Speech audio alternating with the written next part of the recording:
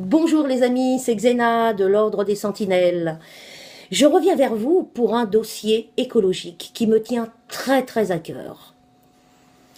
Ce dossier concerne un article de presse que je vous ai fait passer il y a à peu près une semaine concernant des extractions de sable et extractions minières en Bretagne. Donc je voudrais vous expliquer un petit peu de quoi il en retourne, sur deux sujets importants où il s'agit de faire un petit peu de rafraîchissement.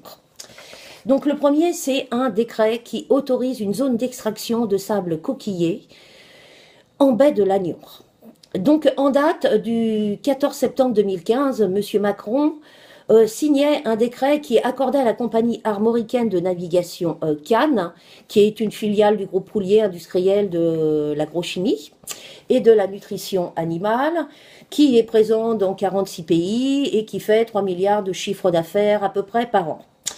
Donc, il accordait l'extraction, une concession de sable coquillé au large de Trébeurden entre trois zones, Natura 2000 est très proche du littoral, 6 km, afin de pouvoir continuer à utiliser par la société ces vieux navires. C'est une zone de 4 km 2, trop proche du littoral et pour laquelle on a autorisé pour 15 ans un volume d'extraction allant jusqu'à 250 000 cubes d'extraction par an, soit un total de 3 millions de mètres cubes de sable vendus à bas prix à l'industriel. Eh bien oui, c'est bien M. Macron, ministre à l'époque de l'économie, de l'industrie et du numérique, qui a signé ce décret. Nous avons le décret d'ailleurs. J'ai réussi à le retrouver en faisant quelques petites recherches. Donc l'extraction, comme chacun sait, a débuté de nuit, par ailleurs à 2 reprises. Mais bon, elle fut stoppée suite à la mobilisation très importante des citoyens de Lannion. 5000 personnes, ils ont crié haut et fort leur mécontentement suite à ce début d'extraction dont personne ne voulait. Donc c'était les communes, les élus, les habitants. Voilà. Donc par souci d'apaisement de l'ordre public, la société Cannes s'est vue contrainte d'arrêter l'extraction. Mais jusqu'à quand? En effet, l'extraction de sable n'est à ce jour que suspendue et pourrait reprendre à tout moment. Car le décret est toujours d'actualité et on ne peut pas annuler un décret sauf mobilisation énorme du peuple français. Si cela devait reprendre, ce serait un désastre environnemental et écologique qui entraînerait la disparition totale de la dune sous-marine qui est millénaire et qui est une zone nourricière pour de nombreuses espèces de poissons et d'oiseaux. C'est un pillage du bien public, aux dommages irréversibles. N'oublions pas que la Bretagne est la 3e région touristique française. Le deuxième point, c'est le permis exclusif de recherche minière qui est accordé à la société Variscan, en Centre-Bretagne.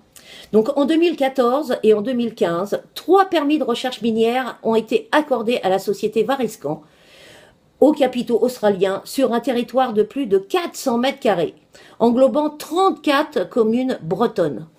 Ces permis aussi, signés par Emmanuel Macron, à cette société Variscan, afin de pouvoir étudier et sonder les sols bretons pour la recherche et l'extraction, dans un deuxième temps, de nombreux métaux, tels que le zinc, le plomb, le cuivre, le tungstène, l'or et l'argent.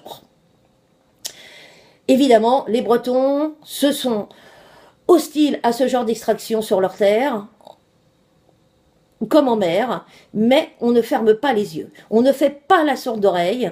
Ces deux exemples doivent nous faire réfléchir quant à la crédibilité de M. Macron à la présidence de la République.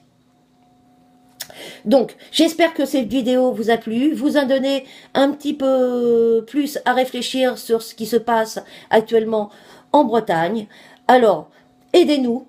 Aidez les amis bretons, partagez un max cette vidéo et n'hésitez pas à rejoindre notre groupe, l'Ordre des Sentinelles. Nous sommes la voix du peuple, nous sommes votre voix, nous sommes là pour vous aider. À bientôt les amis. Au revoir.